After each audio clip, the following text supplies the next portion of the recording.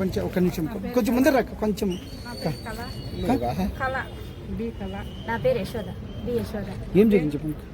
బెంగళూరు పోయినాము, అనుకోకుండా ఆమె పార్క్ లో కనిపించింది. సరే అడిగినాం డబ్బులు, మా దగ్గర అయితే ఇప్పుడు ఏమీ లేదు, నేనే ఇంటి దగ్గరకు వస్తాను సంపాదించి ఇస్తాము అని చెప్పినారు.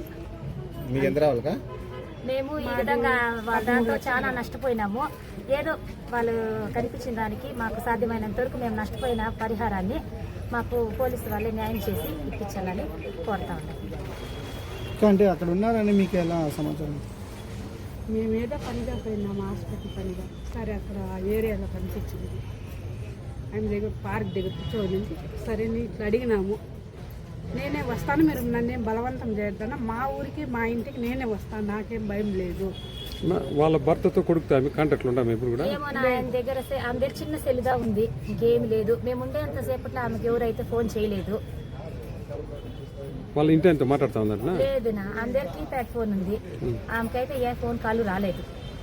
ఇప్పుడు మేము వచ్చేటప్పుడు మాత్రం వాళ్ళ అన్నకు ఫోన్ చేసి, నేను అన్న ఇంటి దగ్గరికి వస్తా ఉన్నాను, స్టేషన్ దగ్గరికి రమ్మంటా ఉన్నారు, మీరు కూడా రండి అని వాళ్ళ అన్నకు మాత్రం మనవి చేసుకునింది ఆయన. అంతే, ఆమె రానని కానీ మాతో నేనేం చేయనని కానీ అట్లాంటివి ఏమి మొండిగా ఏం ప్రవర్తించదు. ఆమె మేము కనిపించే కొందరికి మాతో మాట్లాడి వస్తాను పదండి అని వచ్చింది.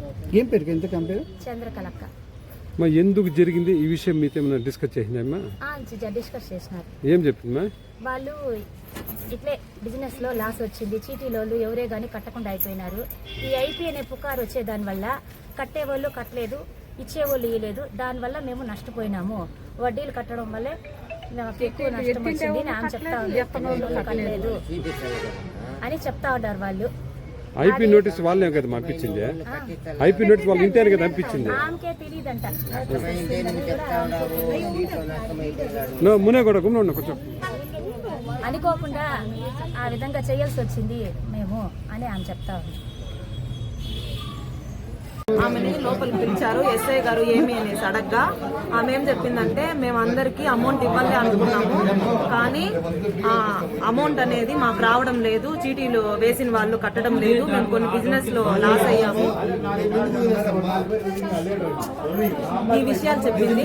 అలాగే వాళ్ళ భర్త గురించి అడిగితే నాకు తెలీదు అనేసి చెప్తా ఉంది. కానీ వాళ్ళ ఫ్యామిలీ అందరూ ఒకే చోటుకి వెళ్ళింటారు, అది చెప్పడం లేదు. ఆమె ఏమంటే మేము అందరికీ ఇస్తా అన్నాము, వీళ్ళు ప్రెజర్ పెట్టడం వల్ల ఐపీ అనేది చేశామనేది చెప్తా ఉంది. ప్రజెంట్ ఇప్పుడు ఏం చెప్పారంటే ఎస్ఐ గారు, వాళ్ళు ఏవైతే మనకు ప్రొవైడ్ చేశారు బుక్స్ కానీ బిల్స్ కానీ వాళ్ళు రాసిన లిస్ట్ అంతా చెక్ చేసి వాళ్ళకి ఎవరైతే అమౌంట్ ఇవ్వాలో రికవరీ చేసి న్యాయం చేస్తామని తెలియజేశారు. మా అమ్మ కట్టింది, మా అక్క, మా పెదనాన్న అందరూ మా బంధువులే ఉన్నారు. మా అమ్మ నా పెళ్లి కోసం అనేసి చీటీ వేసింది, అలాగే అమౌంట్ కూడా ఇచ్చిందండి.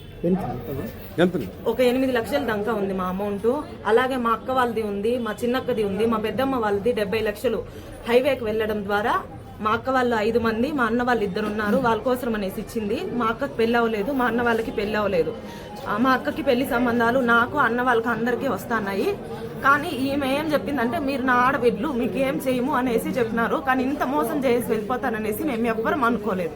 ప్రతి ఒక్కరు మా బంధువులే, ఆ వీధినే, పక్క వీధిని, మా వీధిని, చుట్టుపక్కల ఉండే వాళ్ళు ప్రతి ఒక్కరిని మోసం చేసి ఈ విధంగా వెళ్ళడం తప్పు. చాలా చెప్తున్నా నేను, ఒకరిని అన్యాయం చేయడము అనేది ఎప్పుడు చేయకూడదు. మనం మోసపోయినామంటే అది చూపించాలి, మనం దేంతో మోసపోయినాం, మీరు ఏ దాంతో పెట్టి మోసపోయారో అది తెలియజేస్తే ప్రతి ఒక్కరు సరే, మేము ప్రతి ఒక్కరు ఇప్పుడు ఏమంటున్నారంటే, మీరు మోసపోయారు సరే దాన్ని చూపించండి, మేమైతే మొత్తం అమౌంట్ ఇవ్వండి అనేసి ఎవ్వరు చెప్పడం లేదు. వాళ్ళు నిజంగా మోసపోయి ఉంటే ప్రతి ఒక్కరు అమౌంట్ తగ్గించే ఇవ్వండి అని చెప్తున్నారు, కానీ వాళ్ళపైన ప్రెజర్ అయితే ఎవ్వరు చేయడం లేదు.